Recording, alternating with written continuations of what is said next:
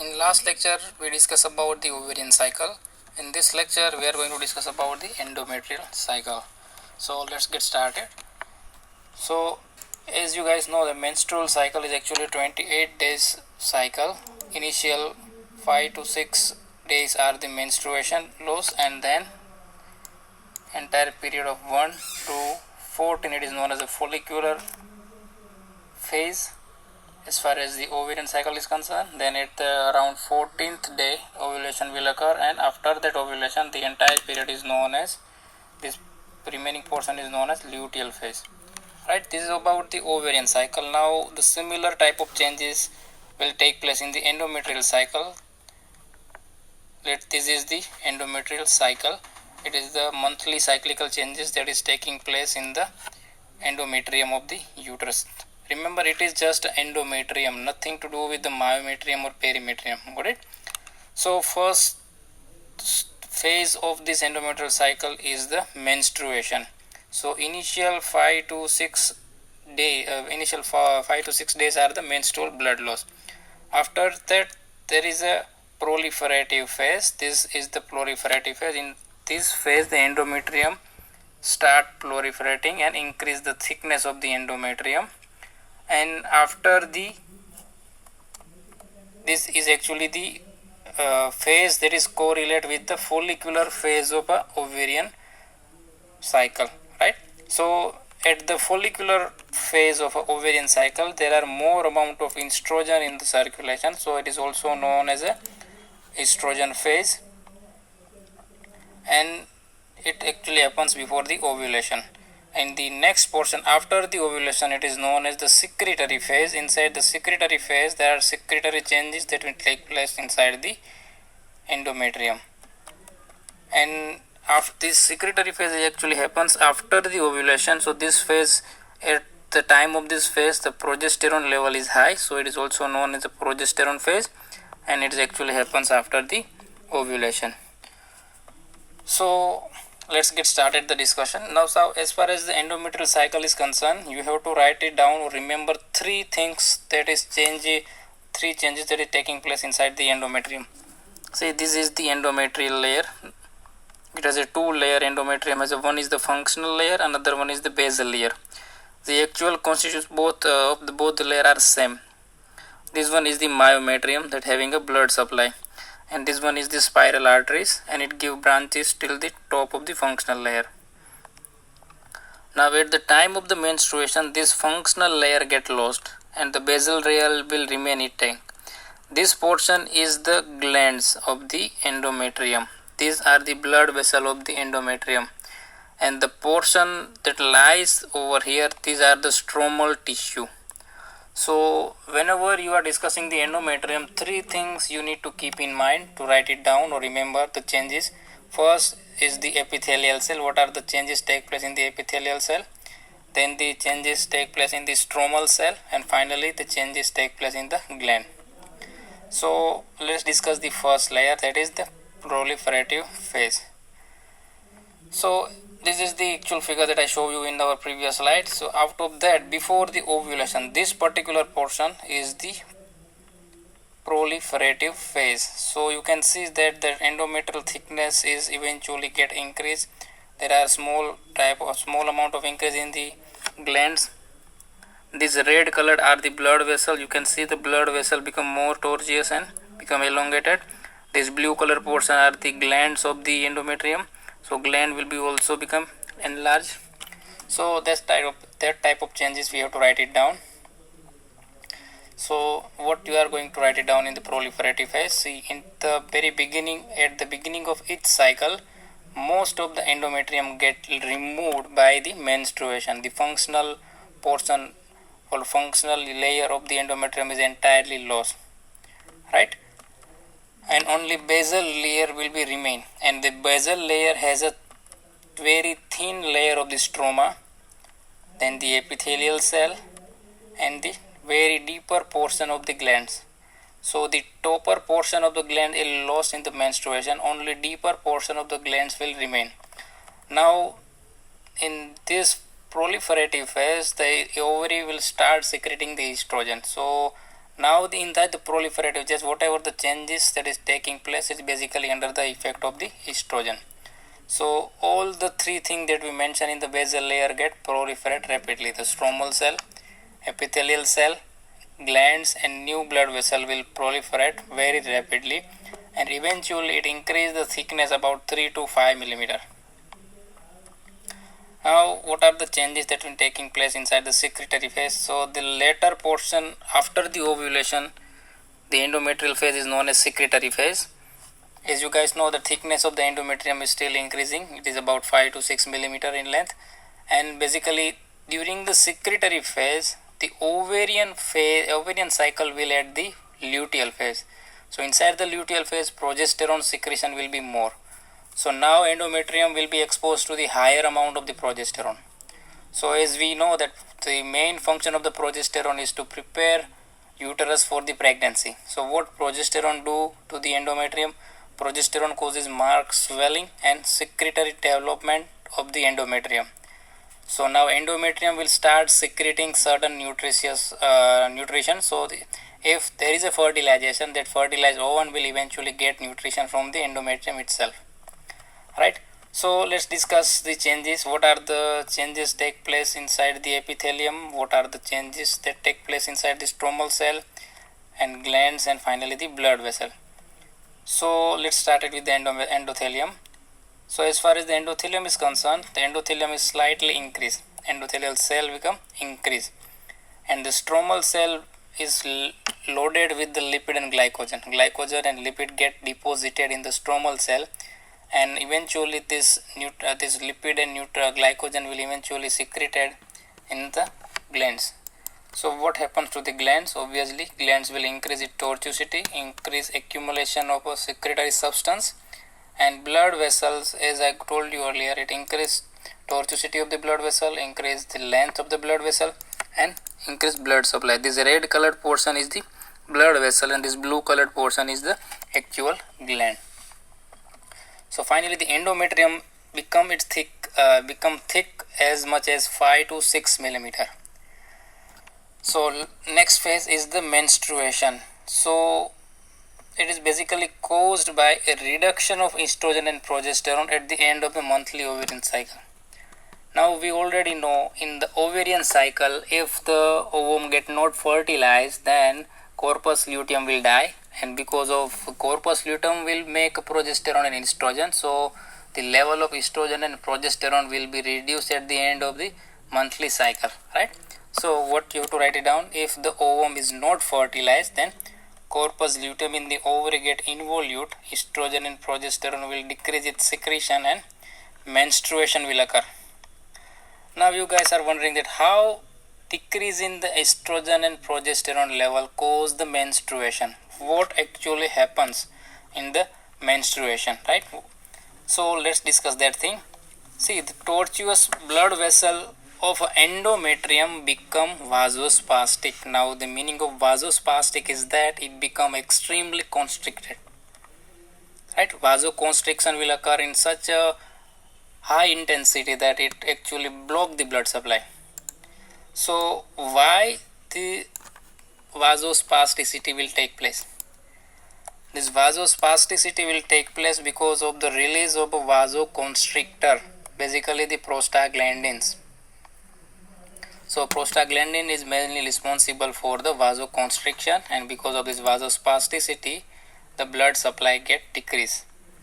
So vasospasm will occur, and this vasospasm will ultimately decrease the nutrition to the endometrium, and basically also decrease the hormonal stimulation, and it will initiate the necrosis of endometrium. Now as the necrosis will take place, necrosis is nothing but a cell death. Whatever the cell that is situated in the functional layer, if they do not get enough amount of blood supply, then they become destroyed, right? So this is the necrosis. Now necrotic layer of endometrium then gets separated from the uterus, that is the functional layer. So the superficial layer of endometrium get desquamated, it removed from the basal layer. So finally desquamated tissue plus blood, because of the actual removal of the functional layer, so blood vessel get tortured, blood vessel become damaged. So blood in the it leads to the blood inside the uterine cavity, plus along with the prostaglandin. These three things that is present inside the uterine cavity will ultimately leads to uterine contraction. And as the uterine contraction begins, it basically expels the uterine contents in the outside. Alright.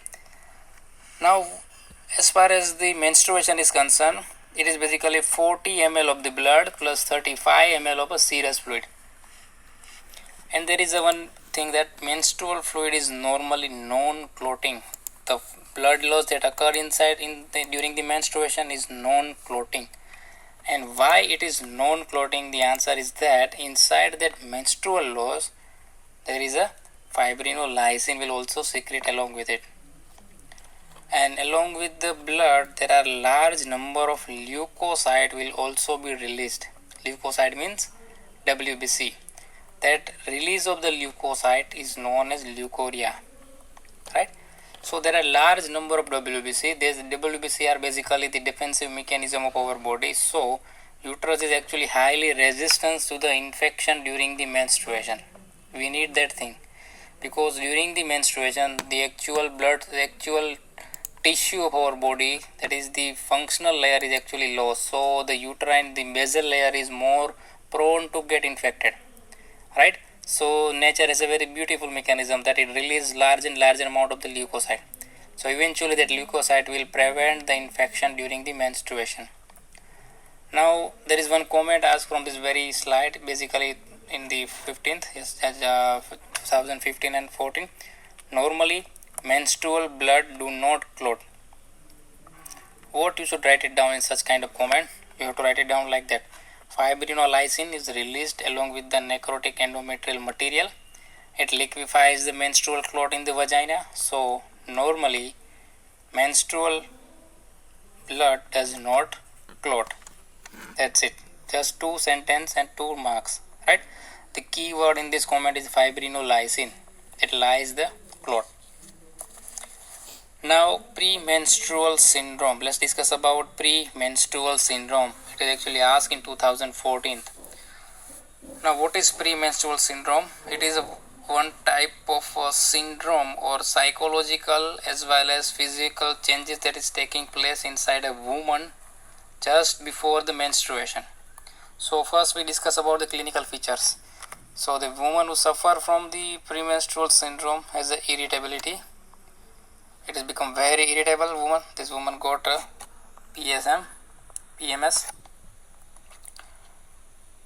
Then the lassitude. What is lassitude?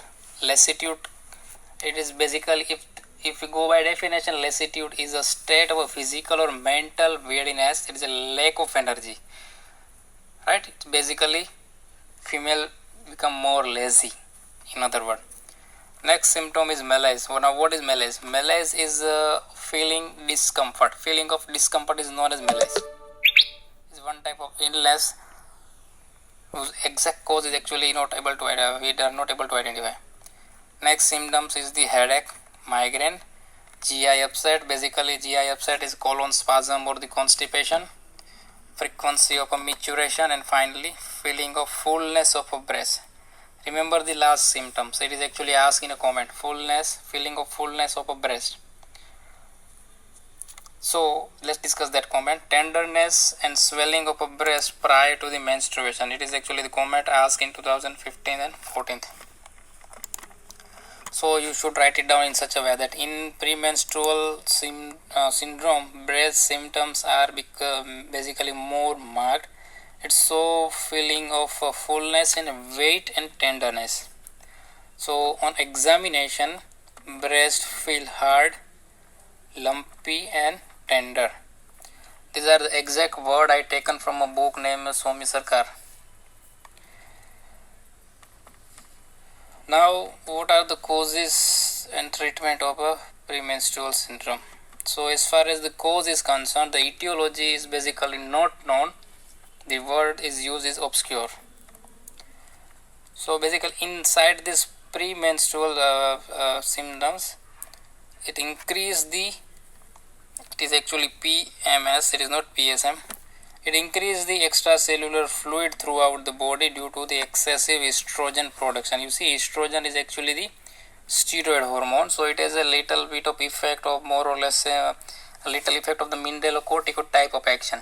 So because of this mineralocorticoid type of activity, it eventually increases the sodium reabsorption, and via sodium reabsorption, due to the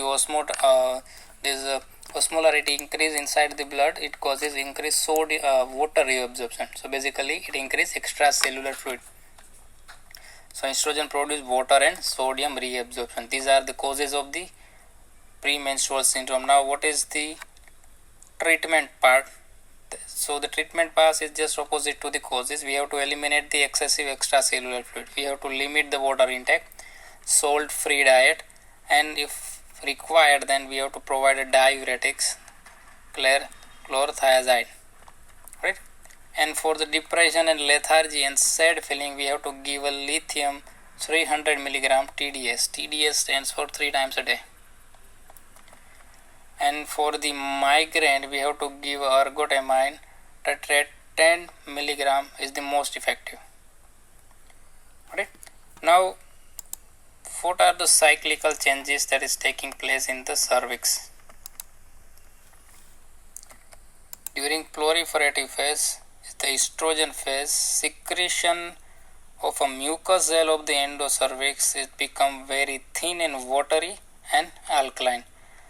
So during proliferative phase, before the actual ovulation, the secretion of cervix is thin. Now at the time of ovulation, the cervical mucus is of thinnest and elasticity is maximum, and mucus is such elastic that if it will stretch like a elastic thread up to 8 to 12 centimeter.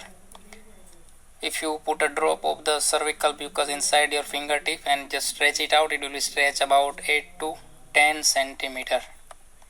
It is tested by this method.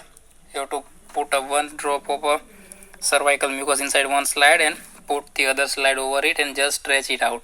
It will stretch up to 8 to 10 centimeter. This effect of a cervical mucus, the elasticity of the cervical mucus has a particular name, and that name is Spin-Bärkert effect. Remember the term, Spin-Bärkert effect. Now one test is also available to check the elasticity and the cervical mucus, that is the Fawn test. What is Fawn test? Now let's discuss about Fawn. Fawn is the plant that is drawn over here, that is picture over here. It is a fawn. See, the hotel lamp fawn has a same type of leaves drawn in its logo, right? So what is the Fawn test? When a drop of a mucus is spread on a glass slide, the mucus will produce a fawn-like pattern like this. Right? This is the Fawn test. You have to just put a drop of mucus over the glass slide and see under the microscope. It will be look like this. It produces the fawn-like pattern. Now it favors the transport of a sperm in the female genital tract, and it makes the fertilization more favorable. It allows fertilization to take place more easily because it is thinnest at the ovulation. Now let's discuss about the ovarian hormones. You already know the list of the ovarian hormones. First one is the estrogen. There are 3 types of estrogen that you have to familiar with. First one is the E1, is the estrone. Second one is E2, that is estradiol. Third one is E3, means estriol.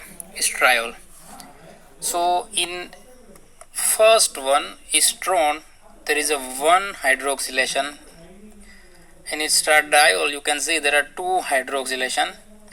And estriol, there are 3 hydroxylation. Now the female in the reproductive life has a estradiol more in amount, in which estrone and estriol will increase, that we discussed during the pregnancy. Right now remember that the female who go through the reproductive sexual life, it has a estradiol. Estradiol means 2 hydroxylation, right? Second is the progesterone. This is the picture of the progesterone. Now you can easily identify the cholesterol molecule is modified in such a way that this is now progesterone. There is over the third carbon there is a dehydrogenation of the oxygen over here, there is hydrogen over here. Then there is 22 lyase that taking place over here. So basically this progesterone is 21 carbon atom. Last one is the relaxin. Relaxin is not a steroid hormone, it is actually the peptide hormone. It will look like this. So let's discuss one by one the estrogen. Now as far as the estrogen is concerned, it is 18 carbon steroid hormone. It is secreted by granulosa cell in the follicular phase, then the corpus luteum in luteal phase, and placenta during the pregnancy. Now rate of a secretion of estrogen in female is quite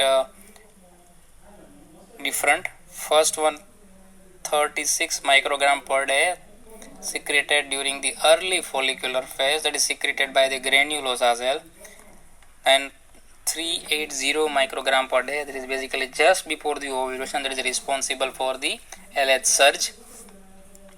And after ovulation in the mid luteal life, it is 250 microgram per day, it is basically in the mid luteal phase. Now estrogen will also secreted in male. In the male, the ratio or the rate at which the estrogen gets secreted is about 50 microgram per day. And you already know the function of the estrogen, right? Estrogen is basically responsible for the concentration of a semen at a red testis, right? Red testis has a estrogen receptor, and at the level of red testis, it will concentrate the sperm. It remove all the fluid and make sperm concentrated. Now the effect of the estrogen. Now let's discuss one by one. Effect on breast, effect on reproductive tract, and secondary sexual character, then effect on bone, effect on proteins, then fat and electrolytes. Now here's the thing, how estrogen will be produced in the ovary. Now this is nothing but a revision of our previous lecture, how estrogen is produced in the ovary. It is basically two gonadotrope model, right?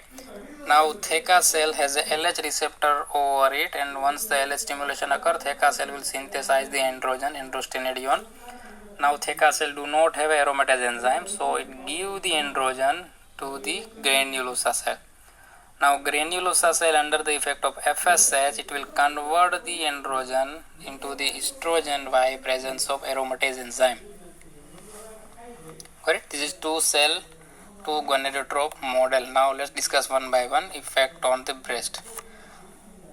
Now estrogen is basically the growth hormone of a breast. It increases the development of a stromal tissue. It causes the growth of a ductile tissue. It increases the duct of a breast and causes deposition of the fat inside the breast. So basically estrogen is responsible for the external appearance of a mature female breast. It gives the lumpiness to the breast. And estrogen initiate the growth of a breast and make sure that it reach to a state where their milk is able to produce. But milk production is not actually start unless and until it is stimulated by prolactin. Right, so it is basically give the external appearance of a breast, and it make the breast ready to produce milk. Got it? But they do not complete the job of the milk production, because the milk production is by the effect of prolactin. Now the effect of the reproductive tract we are going to discuss one by one, over the ovary, fallopian tube, then the uterus, vagina, and finally external genitalia.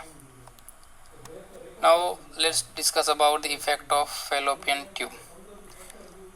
Now inside the fallopian tube, estrogen will increase proliferation of a glandular tissue and increase the number of ciliated epithelial cell. Now by increasing the glandular tissue, it will make sure that the glands of a fallopian tube will secrete enough amount of nutrition. So during the transportation of the ovum through this fallopian tube, that ovum get enough amount of nourishment until it get fertilized. By increase number of ciliary epithelial cell, it increase the activity of a cilia, and cilia will always be towards the uterus. It led the ovum towards the uterus. and estrogen will also increase the motility of the fallopian tube. Now that's all for our today's lecture. In next lecture we are going to discuss the remaining portion.